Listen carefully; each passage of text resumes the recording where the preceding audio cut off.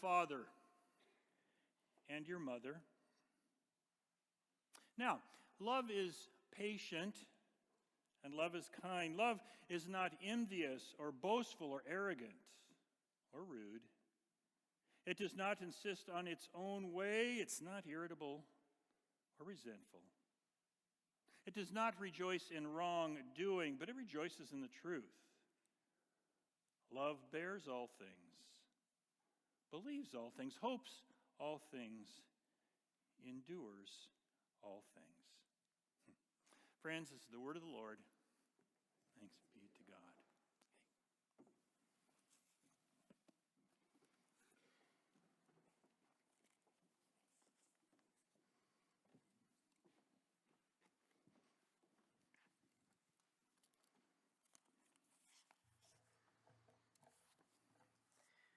Dear Annie, my younger sister is 30. She's always been spoiled by our parents. She's been in and out of relationships and jobs and drugs. She's now living with our parents after breaking up with her latest boyfriend and continues to not take responsibility for her life. When I try to talk to my parents about it, they say she just needs some help to get going. I say they're continuing to enable her dysfunctional life. It also seems my sister is manipulating our parents against me. It's causing so much tension, I see my parents now rarely. Any advice would be welcome.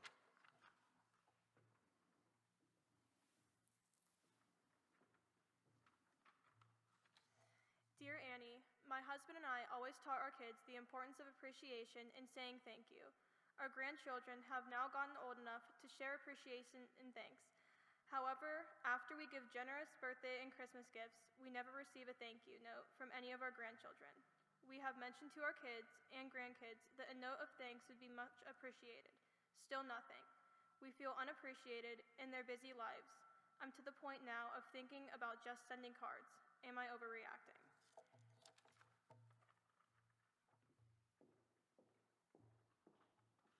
Dear Annie, my parents have always been controlling type people. Growing up, they wanted to control the television shows I watched, the music I listened to, my friends, what I ate, what sports I played, who I dated, and where I went to college.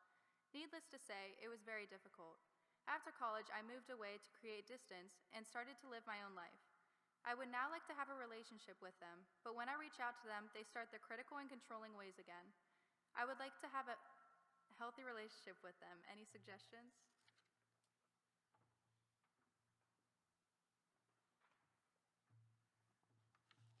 Dear Annie, I am in the millennial generation and live in a big East Coast city. I have always been close to a set of grandparents who live in a small Midwest town. In short, I'm progressive and my grandparents are conservative. It was not really much of a problem as we knew where each other stood and just talked about other things. However, lately with angry and divisive politics everywhere, it's increasingly difficult to visit and not drift into heated political arguments. There is now a polite coolness between us, and I rarely see them. I miss their presence in my life. Is there anything I can do in this political climate to be close with my grandparents again?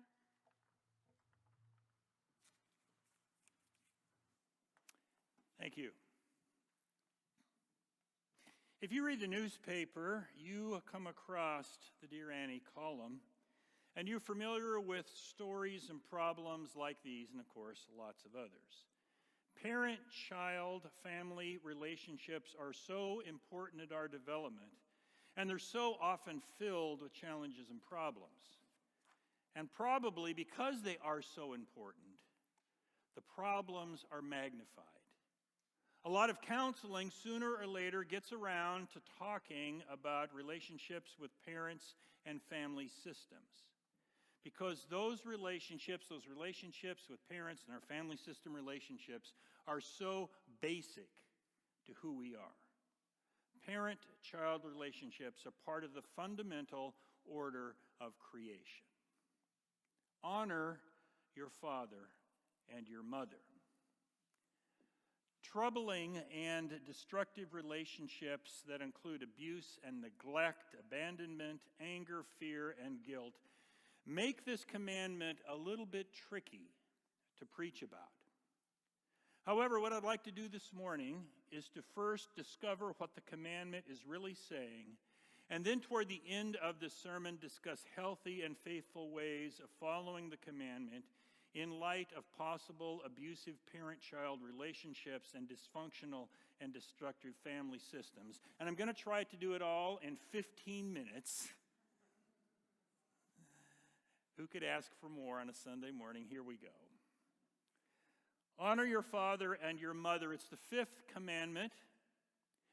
And there is a movement now in these commandments. The first four have addressed the relationship with God. The commandments now turn with this one to family. That's to say, faithfulness and belief in God is not just about God. Spiritual life and faith are also about how we live in relationship with other people. Faithfulness to God is not just about an inside thing, in my heart, in my soul, in my mind. Faithfulness is also about an outside thing, how I live my life with others. And it starts with family. Honor your father and your mother. As I was reading that this week, I was thinking about how, there's sort of this contemporary equality in this commandment. In the ancient patriarchal society, the mother in this command is lifted up as an equal. And in the maternal dynamics of raising children and caring for family, the father is lifted up in this as equally important. Today we might say, honor both your parents. Similar to remember the Sabbath day, honoring your father and your mother is stated in a positive way. Rather than saying, don't do this, the commandment says, do this. Honor your parents. It's about action. It's about doing something. It's not just about stepping away or avoiding something. When it says honor, it's about doing. It's not just about avoiding. And the Hebrew for the word honor is the Hebrew word kavod. And it has this wide range of meanings, including respect, obey, regard, honor, appreciate, concern, and affection.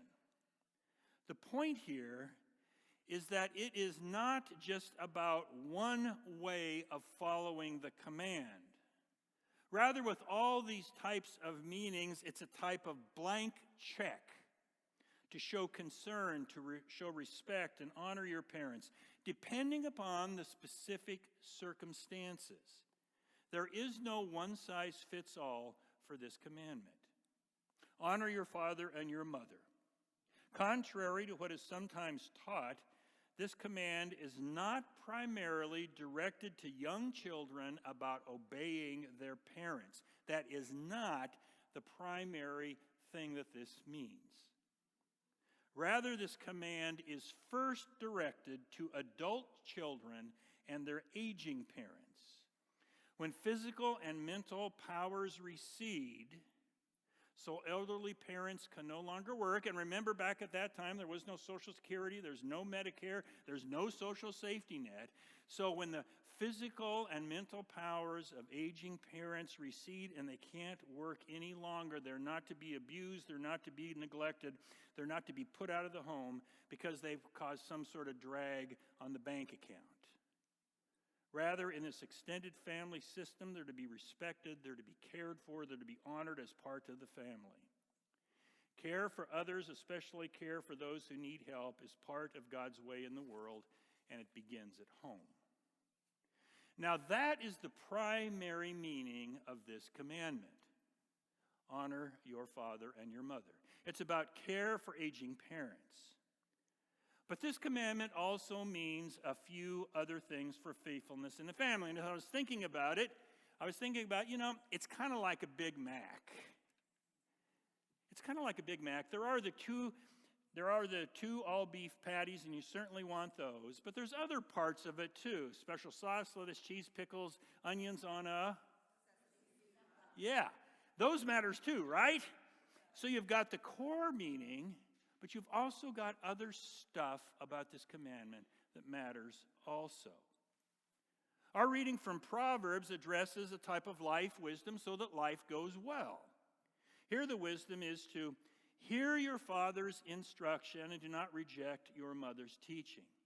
You see, even way back then, kids didn't want to listen to their parents. They didn't want to listen to their advice. They probably thought it was old-fashioned and out of step and irrelevant to their modern lives. Mom and dad just don't understand. Kids were saying that way back then.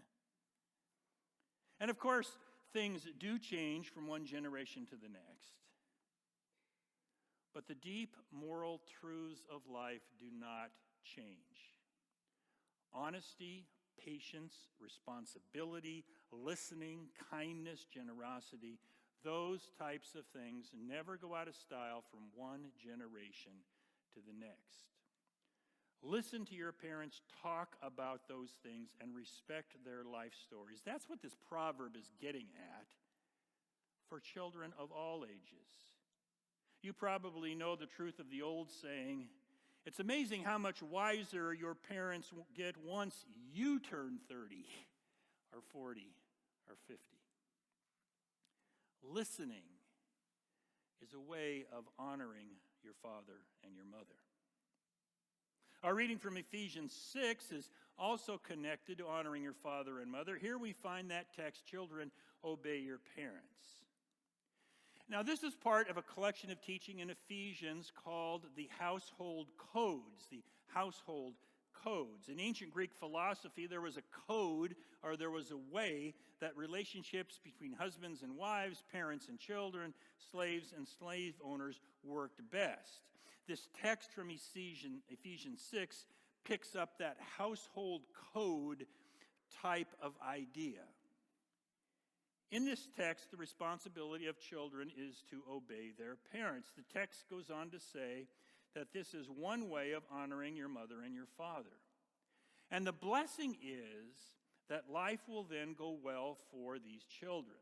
You see, the assumption is that parents have this type of life wisdom, sort of wisdom that comes from just living life that kids don't have. And by listening to your parents, this life wisdom then becomes part of your life. They share the wisdom of their parents so life goes better. They don't need to make the same mistakes, right?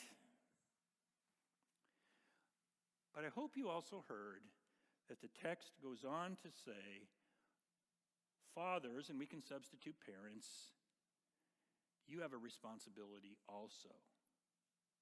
Do not provoke your children to anger.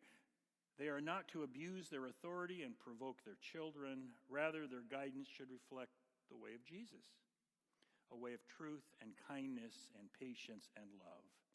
So in a way, this text from Ephesians is about children honoring your parents, but also the flip side of that, parents honor your children. Honor your father and mother. Our last connected text is the well-known text from 1 Corinthians 13. Because you see, the fundamental motivation for honoring your parents is love. And note, this is not primarily about a feeling. The Greek word here is that Greek word agape for love. It's agape love, and this is love that gives of self for the benefit of the other. It's not primarily about feeling, it's about action. It's about giving of self for the benefit of the other. It's about doing the deep and sometimes difficult things which are right. Imagine honoring your parents with patience and kindness. Not being envious or boastful or arrogant or rude. Not demanding on your own way. Not giving into irritability. Not holding grudges but forgiving. Not taking any joy in lies but seeking and rejoicing in the truth, whatever that might be. And at the end of it all, trusting that you can bear and you can believe and you can hope and you can endure all things. This way of agape loves and honors our parents. Honor your father and your mother. Now those difficult situations. In no way does this command mean that abuse and neglect and abandonment and fear and manipulation are okay. This command asks no one to submit to a dangerous and abusive relationship with their parents. In the darkness of these evils, people need to get out, they need to get space, they need to get safe, they need to get help, and they need to get well. In time, honoring may mean getting to a place of forgiveness, so not to be eaten up inside with anger and guilt and fear and revenge. And very honestly, that can be very hard work. Over the years, I've known of some terrible cases of physical and emotional abuse by parents. And in some of those situations, the best outcomes are firm walls that keep the person out of that abusive situation, work with a counselor at getting some healing, and building trusting, healthy relationships with other people. But in no way, hear me clearly, in no way does honoring your father and mother mean that children and adult children need to have any part of a damaging, abusive, and destructive relationships with a parent. Honoring may mean staying clear of the relationship, calling abuse for what it is, and realizing that an abusive parent may be that way because of a mental illness or a history of abuse that they received from their parents. So, honoring your father and your mother. As I said, it's not about a one-size-fits-all type of thing. Rather, it's about a caring response to specific needs. So here's a story, a true story about honoring and agape love and blessing that I heard recently. She shared with me that she needed to leave the Shenango Valley. It seemed too small, too limiting, too stuck in the old ways that were not coming back. And she told me also she needed to leave for her daughter, to give her daughter a big city experience in high school, because you see, her daughter had eyes on New York City. And she wanted to make sure she had a big city experience before her daughter went off to New York City. So mother and daughter moved to Pittsburgh in 2009. And she got a good job, and her career was moving upward, and her daughter had good big city experiences. In 2012, her daughter did move to New York City. And then in 2015, this career woman began to look to move from Pittsburgh herself. And where'd she look? She looked south. She looked south to warm weather. She looked south to beaches. She looked south to big cities with lots of opportunity. But a strange thing happened. Though she had a strong resume and she had lots of experience, no job interviews, jobs that she applied for in the South, she got a call back from no one to get an interview. That was odd. Finding good jobs had never been a problem before. And then her elderly mother had a health scare. Her mom lived here in the Shenango Valley, and her brother and her sister-in-law were doing good job care for their mother. But the health scare revealed that the elderly woman's health was not as good as everyone thought. And in conversations with her brother and sister-in-law, she heard the stress and the worry of carrying so much of the responsibility themselves. So, of course, the question comes up, what to do? What to do? She told me, she shared her story, she knew what she needed to do. She began to realize she needed to come back to the Shenango Valley and help. And you see, she knew that in her head, but her heart was saying something else. The Shenango Valley was not the South. Clouds are not sun, right? The State Street Bridge is not the beach, and a town is not a city. And so she felt this tug of war, this type of fight within her.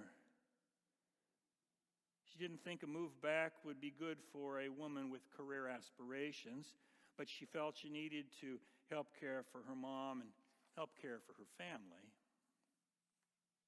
So what she decided to do is she decided she would test the situation. She applied for 3 jobs back here in the valley to see what would happen. And if she didn't get a job, she couldn't move back. Problem solved, right? But what happened is within a week, she was called back for interviews with all 3 jobs. In the South, nothing. In the Shenango Valley, all 3. So what she did is she turned her vision south to north and decided it was the right thing, and she came back here. That was in 2015, and that story is from Cheris Moriera, the director of the Shenango Valley Chamber of Commerce. She shared with me that she came back because she was convinced it was the right thing to do, and a good job made it possible. And then she shared with me that something else happened. She began to notice these special blessings. She discovered a great joy in knowing that her mom's care is better and that she helps some with some of the responsibility. She's built a deeper relationship with her family. And she was surprised, but one of the blessings was that her career has moved forward because she has gotten an opportunity to lead vision and change in the Shenango Valley, an opportunity that probably would not have happened in a larger southern city. And she's been blessed with this increasingly large circle of good friends. Cheris made the point of telling me a second time, I came home to help care for my mom because it was the right thing to do, and you know what? That was enough. Then after a slight pause with a smile and a little tear, she added, and I received these special blessings I would not have known otherwise. Honor your father and your mother. Now, this is not to say that this story is the answer to everyone's situation.